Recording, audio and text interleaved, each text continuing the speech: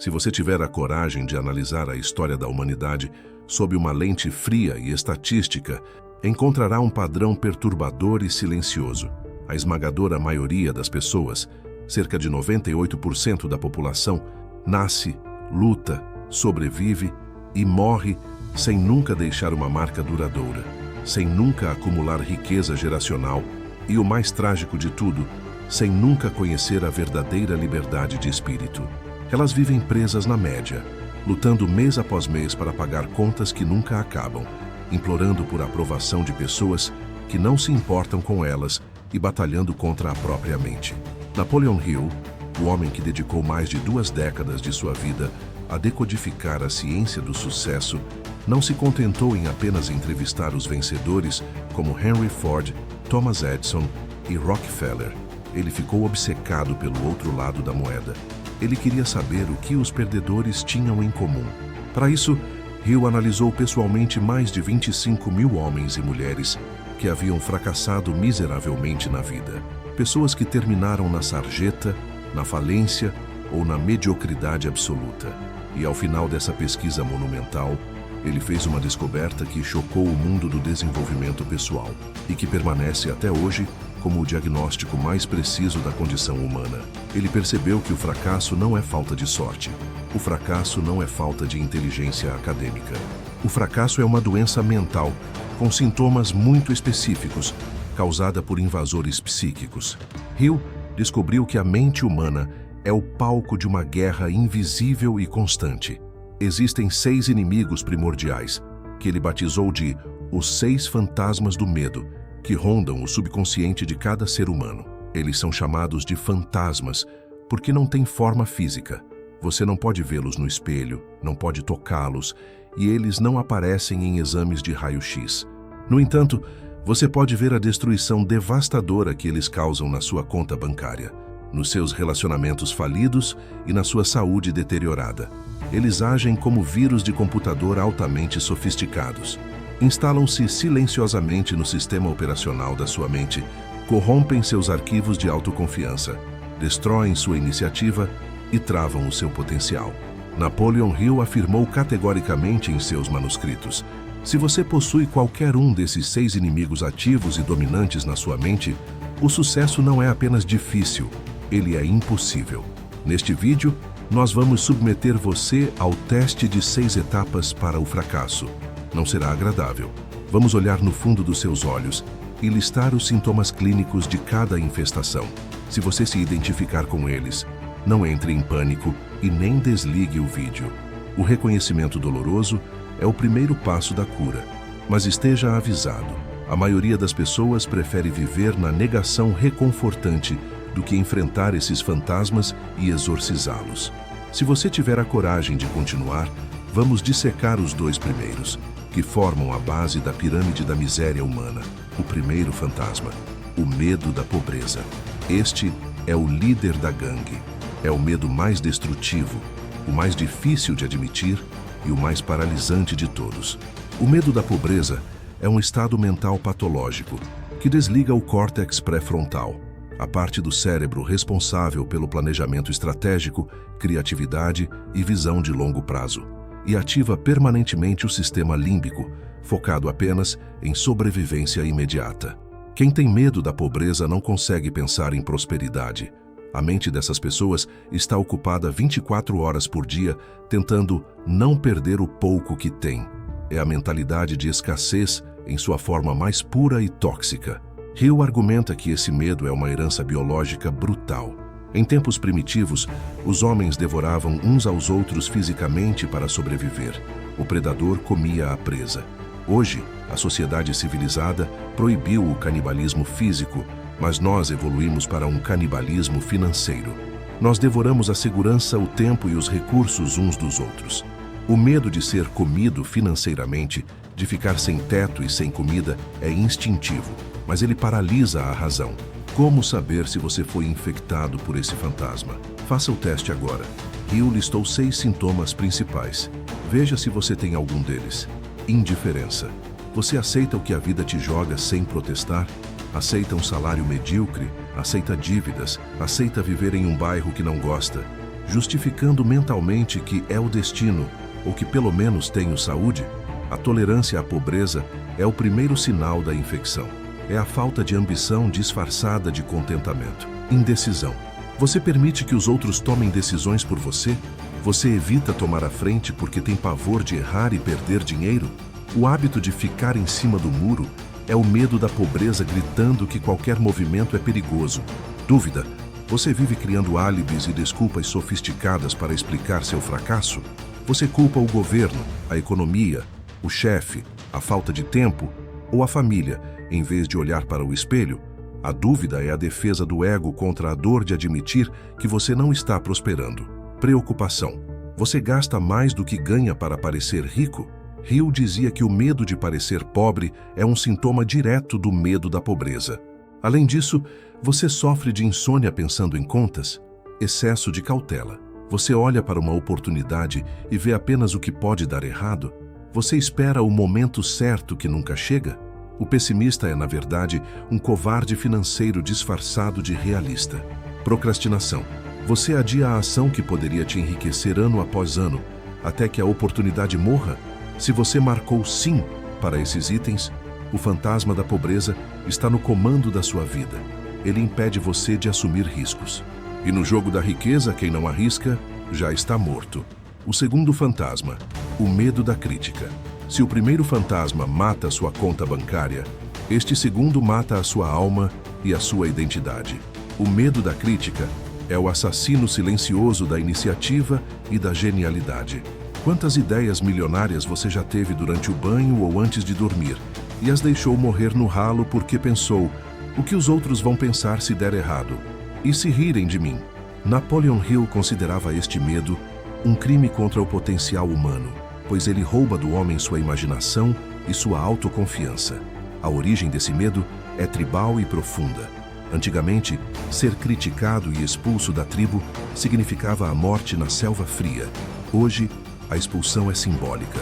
Um comentário maldoso no Instagram, um olhar de desaprovação da família no jantar de domingo ou a fofoca no escritório. Mas o seu cérebro primitivo reage a isso como se fosse uma sentença de morte real. Os sintomas desse fantasma são visíveis e patéticos para quem sabe olhar. O principal é a falta de personalidade. Você é um camaleão social.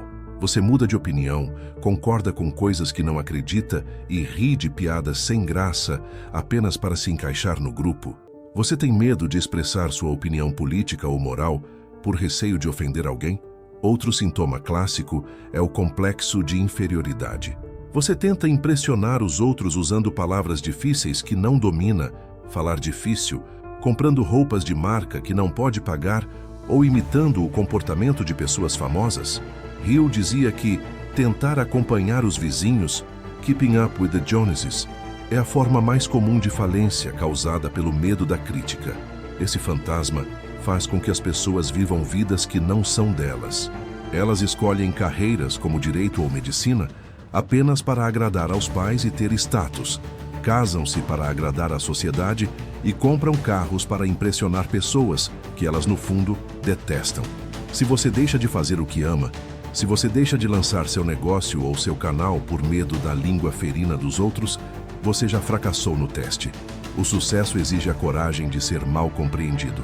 Como dizia Hill, a crítica é a única coisa que você pode evitar facilmente. Basta não fazer nada, não dizer nada e ser nada. Esses dois primeiros fantasmas, pobreza e crítica, formam a base da pirâmide.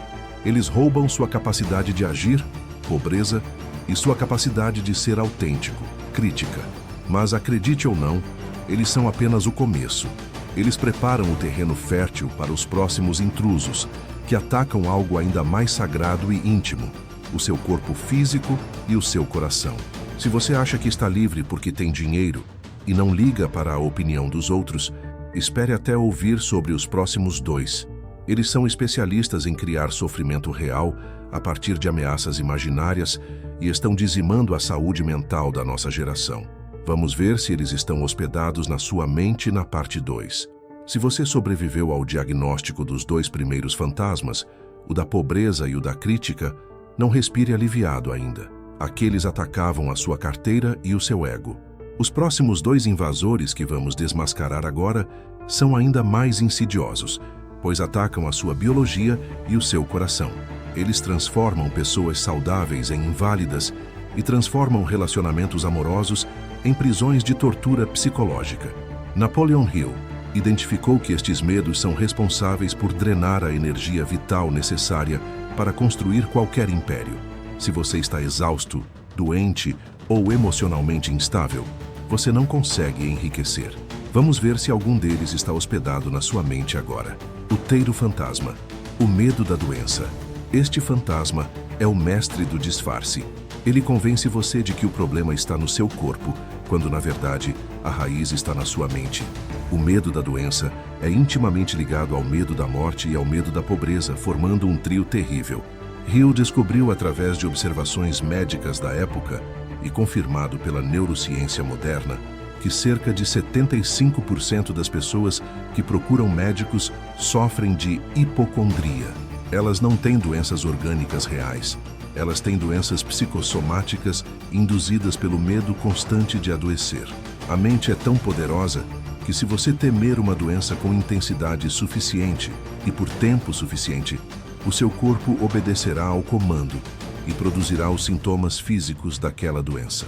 É a lei da autossugestão funcionando ao contrário. Em vez de criar saúde, você cria patologia. Mas por que alguém criaria doença para si mesmo? Hill aponta uma verdade desconfortável. Para muitas pessoas, a doença é um escudo de proteção. O medo da doença oferece um álibi perfeito para a preguiça, para o fracasso e para a falta de ambição.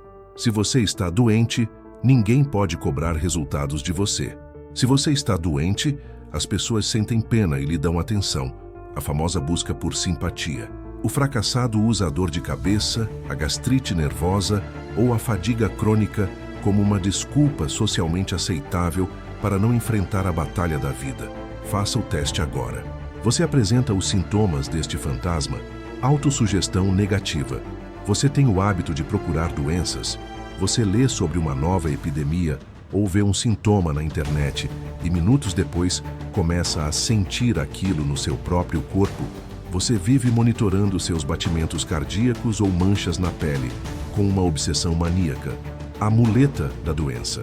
Você usa a saúde frágil como desculpa para não trabalhar mais duro ou para não assumir riscos. Ah, eu adoraria abrir meu negócio, mas minhas costas não aguentam. Ou eu tenho nervos fracos. Hill dizia que quem quer fazer, acha um meio. Quem não quer, acha uma doença. Exploração da simpatia. Você gosta de contar suas dores para os outros? Você exige atenção especial e mimos da família, alegando fraqueza?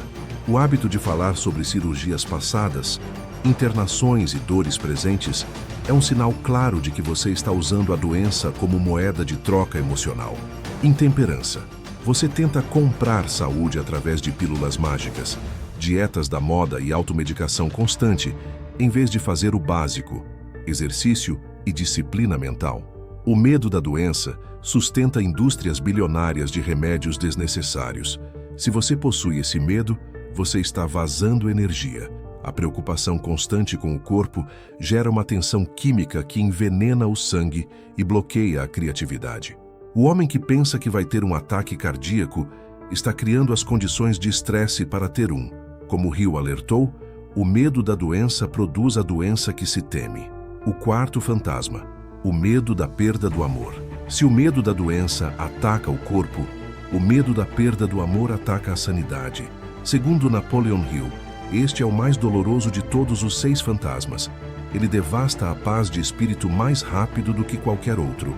A origem deste medo remonta à nossa história evolutiva e, especificamente, à natureza poligâmica do ser humano primitivo. No passado, os homens roubavam as parceiras uns dos outros pela força bruta. Hoje, eles as roubam, ou as mulheres roubam os parceiros, através de status, dinheiro, roupas bonitas e charme. O medo de ser trocado, de ser abandonado ou de ser traído é instintivo, mas quando sai de controle, torna-se uma patologia chamada ciúme. O ciúme é a manifestação visível deste fantasma. E o ciúme é uma forma de demência temporária. Ele destrói carreiras porque um homem ou mulher, consumido pela suspeita, não consegue focar no trabalho. Ele gasta toda a sua energia intelectual vigiando o parceiro, criando cenários imaginários de traição e buscando provas que não existem. Ninguém consegue construir um império e vigiar um parceiro ao mesmo tempo.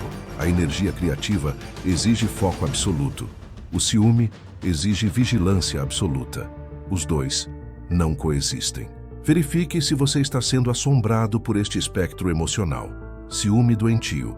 Você sente uma desconfiança injustificada do seu parceiro ou amigos próximos?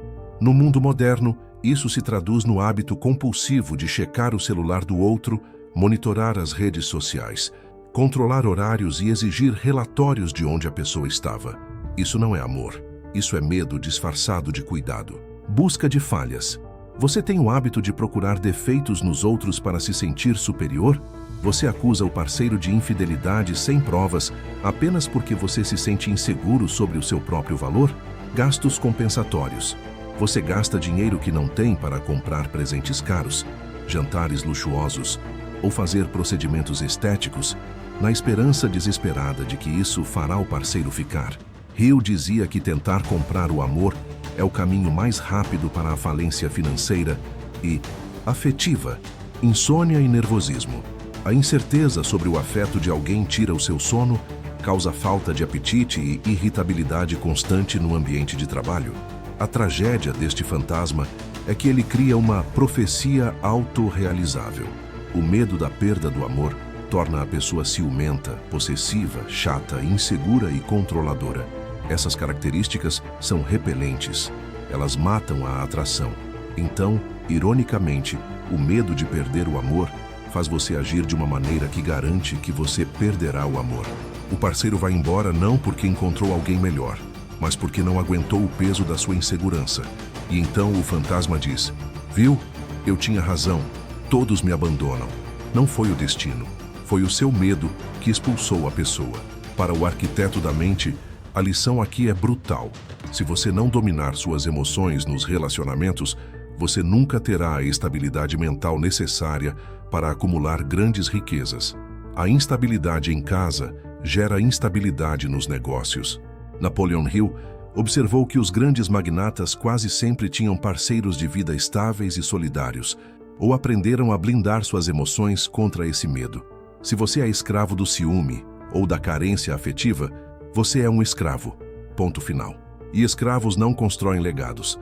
Estes 4 fantasmas, pobreza, crítica, doença e perda do amor, já seriam suficientes para destruir 90% dos sonhos humanos. Mas ainda restam 2.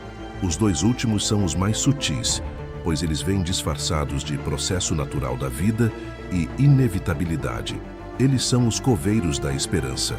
Eles convencem você de que seu tempo já passou ou de que não há mais nada a fazer. Na próxima parte, vamos enfrentar os espectros finais, o medo da velhice e o medo da morte. Prepare-se, pois o teste final vai revelar se você está vivendo ou apenas esperando o fim. Chegamos ao final do corredor escuro da mente humana. Já desmascaramos os fantasmas que atacam o seu bolso: pobreza, o seu ego, crítica, o seu corpo, doença, e o seu coração, perda do amor. Se você acha que escapou ileso até aqui, cuidado. Os 2 últimos intrusos são os mais silenciosos e, por isso, os mais perigosos. Eles não gritam, eles sussurram. Eles não criam pânico imediato. Eles criam resignação lenta. Eles são os responsáveis por fazer homens brilhantes desistirem aos 40 anos, sentarem em uma poltrona e esperarem o fim, acreditando na mentira de que o seu tempo já passou. O 5º fantasma, o medo da velhice. Este fantasma é o ladrão de esperança. Ele convence você de que a oportunidade tem data de validade. Ele diz que, se você não ficou rico aos 30, não ficará mais. Ele associa a idade avançada apenas à pobreza, solidão e declínio, ignorando completamente que os maiores impérios da história foram construídos por homens de cabelos brancos. Hill analisou Henry Ford, Andrew Carnegie e centenas de outros, e descobriu que a fase mais produtiva de um homem começa após os 40 ou 50 anos. A juventude é a idade da energia física, mas a maturidade é a idade da sabedoria, do julgamento e da persistência. O medo da velhice faz você rejeitar essa sabedoria e ansiar por uma juventude que já se foi. Quais são os sintomas de que você aceitou esse fantasma? Aposentadoria mental. Prematura. Você tem 40, 50 anos e já fala como se a vida tivesse acabado? Você diz frases como eu sou muito velho para aprender internet, ou isso é coisa de jovem. No momento em que você para de aprender, você começa a morrer. A biologia apenas segue a ordem da mente. O hábito da desculpa da idade. Você usa sua idade como escudo para não assumir riscos? Eu não posso falir agora, não tenho tempo para recuperar. Isso é uma falácia. Coronel Sanders fundou o KFC aos 65 anos, falido. Ray Kroc transformou o McDonald's em império aos 52. O fantasma mente para você dizendo que é tarde. Vestimenta inadequada. Você tenta se vestir ou agir como um adolescente numa tentativa patética de negar a passagem do tempo. Hill dizia que isso não é jovialidade, é insegurança. É o medo gritando que você não aceita quem você é. Matar a iniciativa. Você acredita que a iniciativa é uma virtude exclusiva dos jovens? Você entrega o comando para os mais novos, não por generosidade, mas por covardia, acreditando que seu fogo apagou. A verdade brutal é: a velhice é um estado mental. Se você acredita que seus melhores dias estão no passado, eles estão. Se você acredita que estão no futuro, seu corpo encontrará energia para construí-los. O sexto fantasma. O medo da morte. E, finalmente, o monstro final. O medo da morte. Para muitos, este é o mais cruel de todos. Ele paralisa a vida porque torna tudo inútil. Para que construir riqueza se vou morrer? Para que me esforçar se vou virar pó? Esse niilismo é o sintoma clássico. O medo da morte drena a alegria de viver o presente. Em vez de ver a morte como uma transição inevitável e natural, o indivíduo assombrado a vê como uma punição terrível ou um abismo desconhecido. Os sintomas incluem pensar mais na morte do que na vida. A pessoa vive preocupada com o fim, com testamentos, com cemitérios, em vez de focar na criação de um legado vivo. Fanatismo religioso, baseado no medo. Não a fé genuína, mas a fé motivada pelo pavor do inferno ou do castigo eterno. Hill observou que o medo religioso da morte era uma das maiores causas de insanidade e paralisia. Falta de propósito. Como a pessoa acha que tudo acaba, ela não vê sentido em começar grandes projetos de longo prazo. Ela vive no imediatismo hedonista. Vamos comer e beber, pois amanhã morreremos. Ou na depressão apática. Hill é pragmático sobre a morte. Ela é inevitável. Preocupar-se com ela é tão inútil quanto preocupar-se com o pôr do sol. Aceite-a como uma necessidade da natureza e use o tempo que você tem. O medo da morte é, na verdade, o medo de não ter vivido. Quem vive plenamente, quem cumpre seu propósito, encara o fim com a serenidade de quem completou a tarefa. O grande exorcismo. Como matar os 6 fantasmas. Agora você tem o diagnóstico. Talvez você tenha encontrado um fantasma na sua mente. Talvez 3. Talvez todos os 6 estejam fazendo uma festa no seu subconsciente. A pergunta é: como se livrar deles? Você não pode expulsar a escuridão com uma pá. Você precisa acender a luz. Napoleon Hill nos deixou o antídoto. Ele não é uma pílula mágica, é uma decisão brutal. O nome da cura é controle do pensamento. A natureza deu ao homem controle absoluto sobre apenas uma coisa no universo: seus próprios pensamentos. Todo o resto, o clima, a economia, os outros, está fora do seu controle. Mas o que acontece dentro da sua mente é o seu reino soberano. Para matar os fantasmas, você deve parar de alimentá-los. Um fantasma se alimenta da sua atenção. Para matar o medo da pobreza, pare de falar sobre miséria. Pare de andar com pessoas quebradas que só reclamam. Tome a decisão inegociável de acumular riqueza e haja como se fosse impossível falhar. Para matar o medo da crítica, decida que a opinião dos outros vale menos que a sua própria consciência. Não procure aprovação, procure resultados. Para matar o medo da doença, esqueça o seu corpo. Foque na sua missão. O corpo saudável é silencioso. Pare de procurar sintomas e comece a procurar metas. Para matar o medo da perda do amor, ame a si mesmo primeiro. Saiba que você é completo sozinho. O parceiro é um complemento, não um tanque de oxigênio. Para matar o medo da velhice, aceite-a como uma medalha de honra, um distintivo de sabedoria, não um atestado de óbito. Para matar o medo da morte, aceite-a. E então, volte ao trabalho. O segredo final é a ação massiva. O medo vive no vácuo da inatividade. Quando você está ocupado, focado, trabalhando no seu propósito com intensidade, não sobra espaço mental para o medo. O medo é a doença do desocupado. O antídoto é o propósito definido. O desafio final. Você chegou até aqui. Isso prova que você faz parte dos 2% que buscam a verdade e não dos 98% que buscam conforto. Agora, eu desafio você. Identifique qual desses 6 fantasmas é o seu carcereiro atual. Escreva o nome dele em um papel. Olhe para ele. E então, queime esse papel. Enquanto ele queima, faça um decreto solene para si mesmo. Eu recuso hospedar este intruso por mais 1 minuto. Minha mente é território sagrado de prosperidade.